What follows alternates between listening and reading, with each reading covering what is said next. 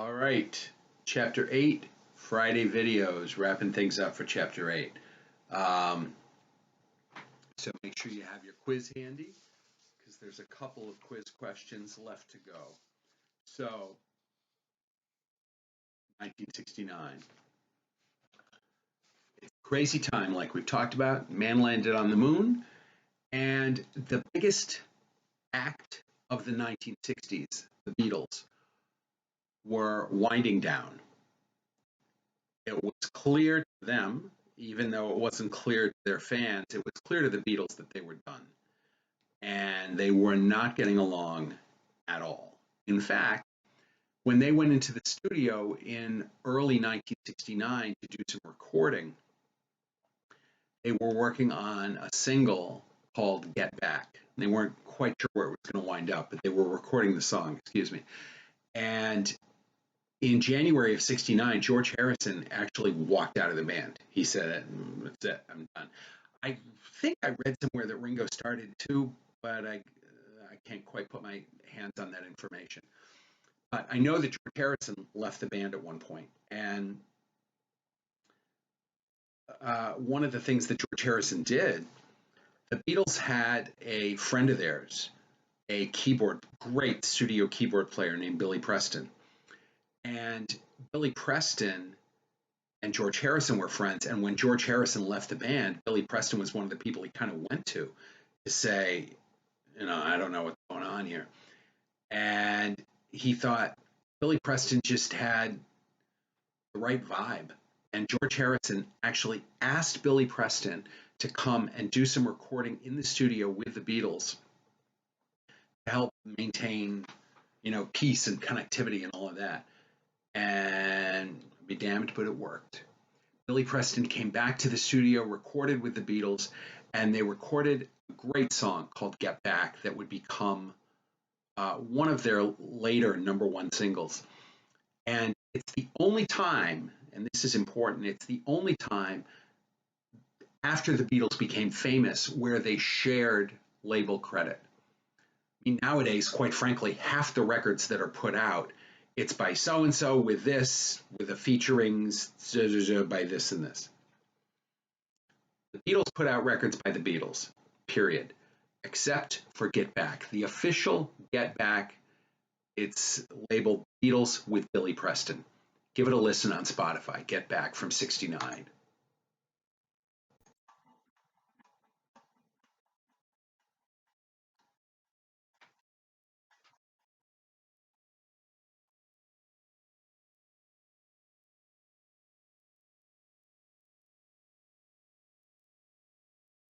Great song. Paul McCartney on lead vocals.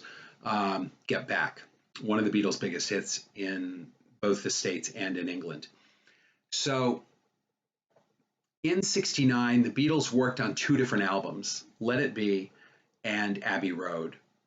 They finished Let It Be first, but it took them a year and a half to put Let It Be out. So Abbey Road they finished, and Abbey Road was released in the fall of '69. It was an immediate huge hit, huge seller, both in the United States and in England. And although critically at the time, some of the critics were not crazy about it. They said it didn't hold up and it didn't sort of stand in the same ranks as Rubber Soul and Revolver and Sgt. Pepper's or even the White Album. But in the 50 years since that time, Abbey Road the luster has grown, and Abbey Road is seen as one of the Beatles' great albums. Some people thinking it's the best album they did. Certainly some great songs on it. They released, remember way back early on in the course, we talked about Elvis Presley releasing Hound Dog and Don't Be Cruel as the biggest two-sided hit in rock history. Well, the Beatles released a huge two-sided hit as well. And the two sides of that were Come Together. And on the flip side was the song that one of the songs that George Harrison wrote for the band that is one of the most recorded songs by anybody of all time, and it's called Something. So Come Together and Something, two sides of the same single from the Beatles' Abbey Road album, 1969. Give them a listen.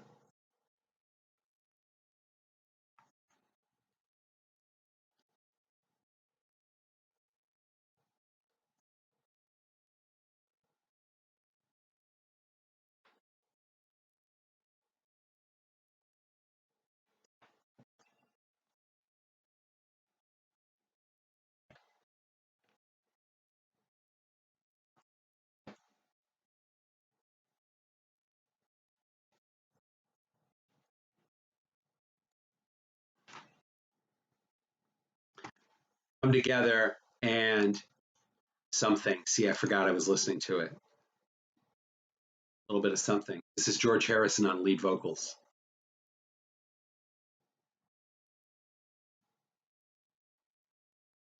Beautiful, beautiful song, widely recorded. Something. Another great song from Abbey Road that George Harrison wrote was Here Comes the Sun. Probably Something and Here Comes the Sun were definitely two of the best, not just two of the best George Harrison songs, although they were two of the best songs the Beatles ever did, frankly. Something and Here Comes the Sun. Okay. Now, the Beatles were living their lives. John Lennon had gotten married early on, and he wound up meeting in New York an avant garde artist named Yoko Ono of Japanese extraction. And he and Yoko apparently fell for each other pretty quickly and fell for each other not just in a physical sense, but in a relationship sense, so that John ended his marriage pretty soon after meeting Yoko Ono, and he and Yoko became an item. He and Yoko became an item at a point in time when there was already difficulties in amongst the members of the Beatles, and there were already rumors of strife and potential breakups. Because of the timing, Yoko was blamed by a lot of people in a lot of circles for the Beatles breakup that was to come in 1970. Whether Yoko was the cause, whether she was a contributing factor, or she had nothing to do with it, I don't know. I wasn't in the room. Like I say, I was in fourth grade. However, best guess is she was a contributing factor to a situation that was already plagued with problems. So, you know, if the rock is perched, you know, like this on the cliff, it doesn't take much to push the rock off. And I think that's what Yoko was, but that's just my assessment of things. Anyway, John and Yoko had an interesting life and spent an awful lot of their early years trying to get away from the media attention, trying to get away from the press because they were under constant scrutiny. John had been arrested for marijuana possession. So there was, you know, drug use and infidelities and, you know, lots of stuff. So John and Yoko, in the process, wound up doing what was called a bed-in, bed, like B-E-D, in. And they went to Amsterdam in the Netherlands, and they stayed in bed for a week. And they allowed the press to come in to a degree. And they did a second bed-in, actually in North America, in Montreal. But they did a bed-in, and they're traveling and they're trying to get away from the press and trying to find a place to get married and trying to have some sanity at this point in their lives. True, they brought a lot of the insanity on themselves, but they were trying to get away from it. They characterized this song, this struggle, in a song called "The Ballad of John and Yoko." The Ballad of John and Yoko would go on to be a #1 record in England, but in the United States, it was not as big. It hit the top 10, and that was it.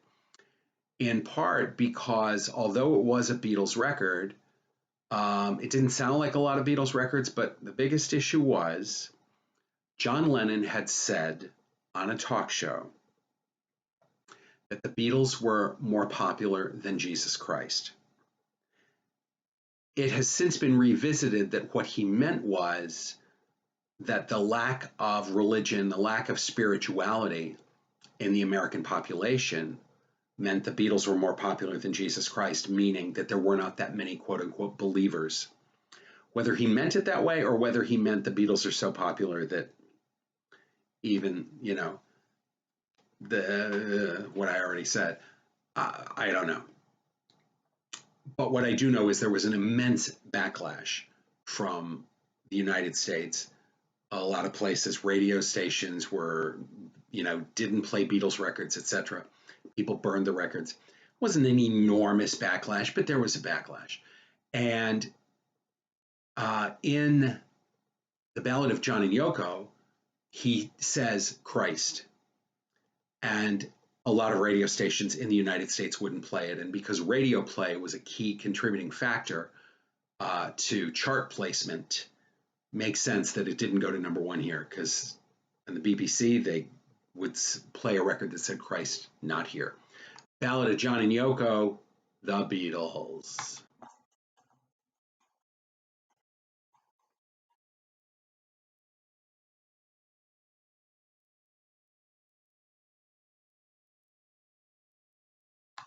Yeah, great song. It's a great song. And just, it was not on Abbey Road. It was a separate single, as was Get Back. Abbey Road contained Come Together and Something. And remember, too, please, the Abbey Road album cover, which I don't have. It's the one where it's the four of them crossing what's called the zebra crossing or the crosswalk. And it's the four of them crossing, and I believe it's John, Ringo, Paul, and then George. And Paul, the third one, is not wearing shoes. And the rumor at the time was, well, Paul's dead and they're not telling us. How do you know? I know that Paul's dead because he's the only one who's barefoot on the Abbey Road album cover.